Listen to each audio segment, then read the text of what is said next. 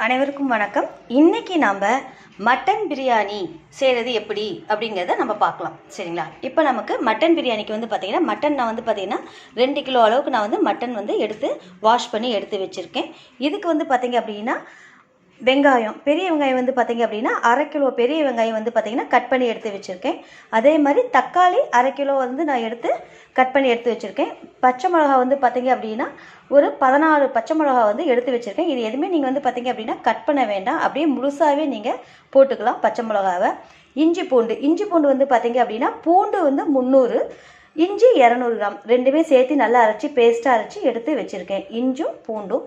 இங்கே வந்து பார்த்திங்க அப்படின்னா பட்டை லவங்கம் தேவையான அளவு நமக்கு வந்து பார்த்திங்கன்னா பட்டை லவங்கம் ஏலக்காய் இதெல்லாம் எடுத்து வச்சுருக்கேன். அடுத்தது வந்து பார்த்திங்க அப்படின்னா தயிர் வந்து பார்த்திங்கன்னா 1/2 கப் அளவுக்கு தயிர் எடுத்து வச்சுருக்கேன்.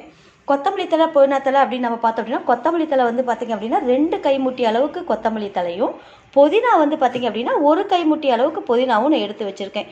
புதினா அதிகமாக போட்டிங்க அப்படின்னா சாப்பாட்டில் கசப்பு வந்துடும். கொத்தமல்லி தழை 2 கைமுட்டி அளவுக்கு வந்து பார்த்திங்கன்னா கொத்தமல்லி தழை 2 கிலோவுக்கு. அதே மாதிரி புதினா வந்து 1 கைப்பிடி அளவுக்கு இருந்தால் போதும். அரிசி வந்து பார்த்திங்கன்னா 2 கிலோ அரிசி நான் வந்து எடுத்து பச்சரிசி எடுத்து வச்சுருக்கேன்.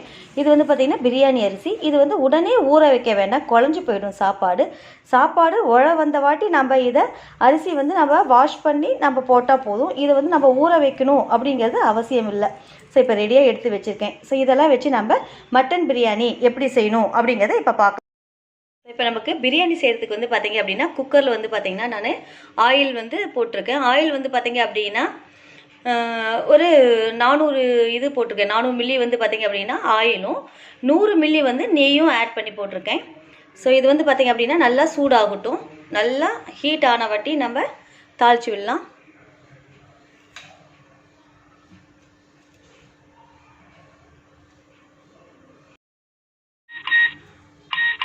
ஆயில் பாருங்கள் இப்போ நமக்கு நல்லா ஹீட் ஆயிடுச்சு. ஸோ இப்போ நம்ம அந்த பட்டை லவங்கம் ஏலக்காய் இது எல்லாமே நம்ம அதில் போட்டுடலாம். நல்லா வெடித்து வரும்.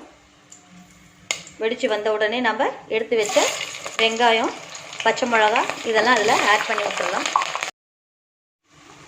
வெங்காயம் பாருங்கள் இப்போ நமக்கு ஓரளவுக்கு நல்லா வதங்கி வருது.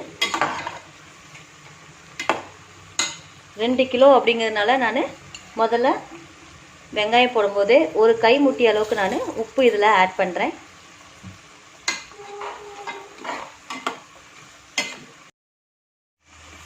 பாருங்கள் இப்போ வெங்காயம் நமக்கு ஓரளவுக்கு நல்லா வதங்கி வர ஆரம்பிச்சிருச்சு. ஸோ இந்த சமயத்தில் இப்போ நம்ம எடுத்து வச்ச இஞ்சி பூண்டு பேஸ்ட்டு இதில் ஆட் பண்ணிடலாம். இதில் ஆட் பண்ணி நம்ம நல்லா மிக்ஸ் பண்ணி விட்டுடலாம். இந்த இஞ்சி பூண்டும் வந்து வெங்காயத்தோட கலந்து நல்லா ரெட்டிஷாக வர அளவுக்கு நம்ம வதக்கி விடணும். இதை பாருங்கள் இப்போ நமக்கு இஞ்சி பூண்டு நல்லா கலந்து மிக்ஸ் ஆகி நல்லா நமக்கு ரெட்டிஷாக நமக்கு வதங்கி வந்துருச்சு. இப்போ அடுத்தது நம்ம எடுத்து வச்ச தக்காளி பழத்தை நம்ம இதில் ஆட் பண்ணிடுறோம். இதையும் நல்லா நமக்கு கலந்து விடணும். இதுவும் நமக்கு நல்லா வணங்கி வரணும். ஸோ அது வரைக்கும் நம்ம கொஞ்சம் வெயிட் பண்ணலாம். இதுவும் இதில் நல்லா மிக்ஸ் ஆகி கலந்து வரணும்.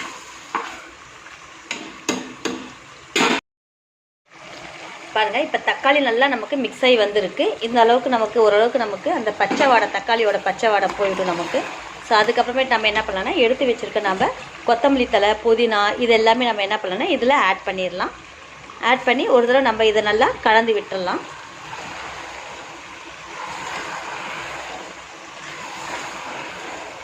பாருங்கள் கொத்தமல்லி தழை புதினத்தில் போடும்போதே உங்களுக்கு அந்த பிரியாணியோட வாசம் இஞ்சி பூண்டோடு கலந்து வரும்போது அந்த பிரியாணி வாசம் உங்களுக்கு அப்படியே நல்லா வரும். இப்போ கொத்தமல்லி தழை புதினத்துலேயே நல்லா நம்ம மிக்ஸ் பண்ணி விட்டுட்டோம். அடுத்தது நம்ம எடுத்து வச்சுருக்க கறியை நம்ம இப்போ இதில் மிக்ஸ் பண்ணிடலாம்.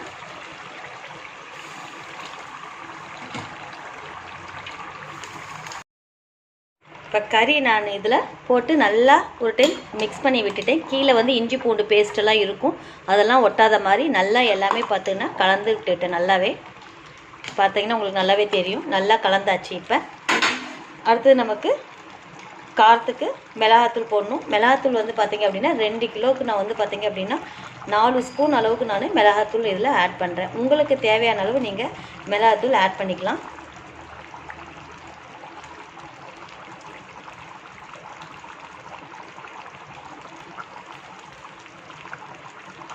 அடுத்தது பட்டை லவங்கத்தூள்.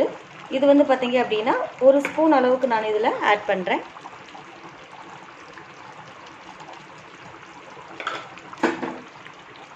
பட்டை லவங்கம் மிளகாத்தூள் இதெல்லாமே போட்டு நல்லா நம்ம கலந்து விட்டுடலாம் ஒரு டைமு.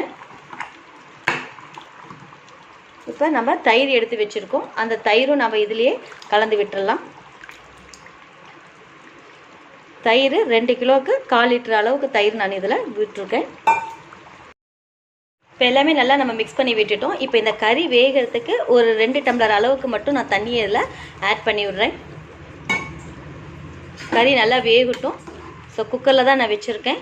ஒரு 7-8 விசில் வர வரைக்கும் நம்ம விட்டு கறி வெந்த வாட்டி நம்ம எடுத்து அடுத்தது நமக்கு தம் பிரியாணி எப்படி செய்யணும், தம் எப்படி ஒன்றும் பிரியாணிக்கு அப்படிங்கிறத நம்ம பார்க்கலாம்.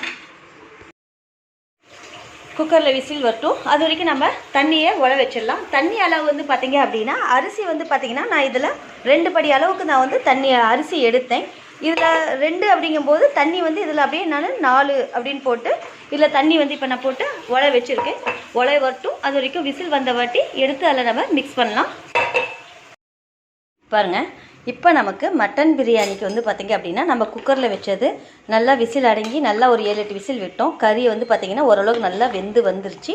நம்ம உலையை கொதிக்கட்டும் அப்படிங்கிறதுக்காக நம்ம என்ன பண்ணோம், தண்ணி வச்சுருந்தோம். அதுவும் நல்லா நமக்கு ஹீட்டாகி கொதிக்கிற ஸ்டேஜுக்கு வந்திருக்கு. இப்போ நம்ம இந்த குக்கரில் இருக்கக்கூடிய இந்த ஃபுல்லாகவே இந்த கறி இந்த மசாலா எல்லாமே இந்த தண்ணியோடு நம்ம ஆட் பண்ணி விட்டுடலாம். 2மே சேர்த்து கலந்துடலாம். இப்போ நான் அந்த பாத்திரத்தில் நான் அந்த தண்ணியோட அந்த உலர் தண்ணியோட நம்ம குக்கரில் இருக்க இதை வந்து பார்த்திங்கன்னா இதோட நான் கலந்து விட்டுட்டேன். இப்போ நல்லா இது வந்து நமக்கு கொதித்து வரட்டும். கொதித்து வர வரைக்கும் நம்ம என்ன பண்ணலாம் அப்படின்னா எலுமிச்சப்பழம் வந்து நம்ம இதில் ஆட் பண்ணணும். அதனால் 2 லெமன் நான் எடுத்து வச்சுருக்கேன். இதோட எசன்ஸ் மட்டும் நம்ம அந்த கொட்டையெல்லாம் எடுத்துகிட்டு அந்த சீடு எடுத்துகிட்டு இந்த எசன்ஸை வந்து நம்ம எடுத்து ரெடியாக வச்சுக்கலாம். உலவரத்துக்குள்ள ரெடி பண்ணிடலாம்.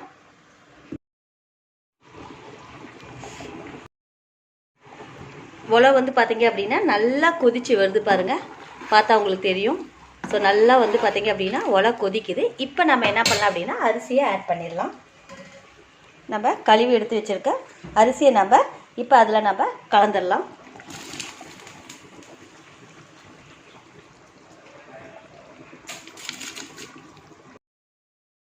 அரிசி வந்து பார்த்திங்க அப்படின்னா நான் இதில் நல்லா மிக்ஸ் பண்ணி விட்டுட்டேன். அடுத்தது வந்து பார்த்திங்கன்னா உப்பு.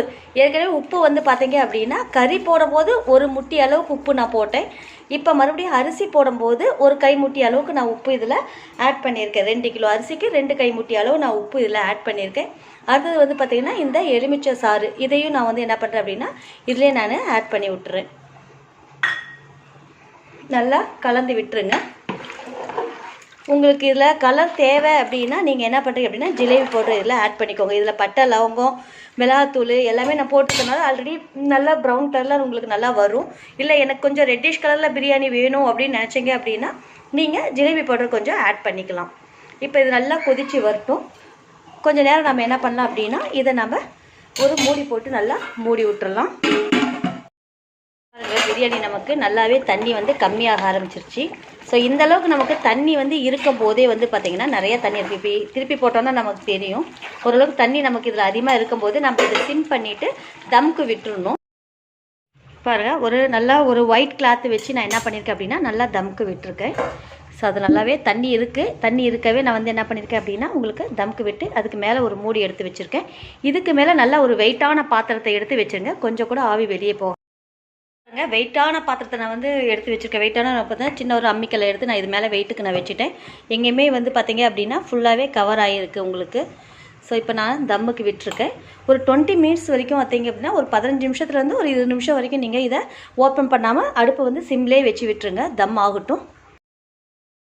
இப்போ பாருங்கள் 20 மினிட்ஸ் ஆயிடுச்சு. இப்போ ஓப்பன் பண்ணி பாருங்கள், ஓப்பன் பண்ண கமன்னு வாசம் வருது. கொஞ்சம் கூட தண்ணி எங்கேயுமே இல்லை. நல்லாவே தம் ஆயிடுச்சு. ஒரு டைம் நம்ம என்ன பண்ணலாம் அப்படின்னா இதை அப்படியே லைட்டாக அப்படியே சாப்பாட்டை ஒரு பக்கமாக எடுத்து திருப்பி போட்டுடலாம். பாருங்க, நல்லா நான் சாப்பாட்டை வந்து பார்த்திங்கன்னா நல்லா திருப்பி போட்டேன். ஒரு பக்கமாக திருப்பி போட்டேன். இப்போ நமக்கு வந்து பார்த்திங்கன்னா பிரியாணி நல்லாவே தண்ணி இல்லாமல் நல்லா பார்த்திங்கன்னா வெறையாக வந்து பார்த்திங்க அப்படின்னா அழகாக உங்களுக்கு நல்லா தம்மாகி வந்திருக்கு. உப்பு காரம் எல்லாமே கரெக்டாக இருக்குது. சுவையான தம் மட்டன் பிரியாணி ரெடி.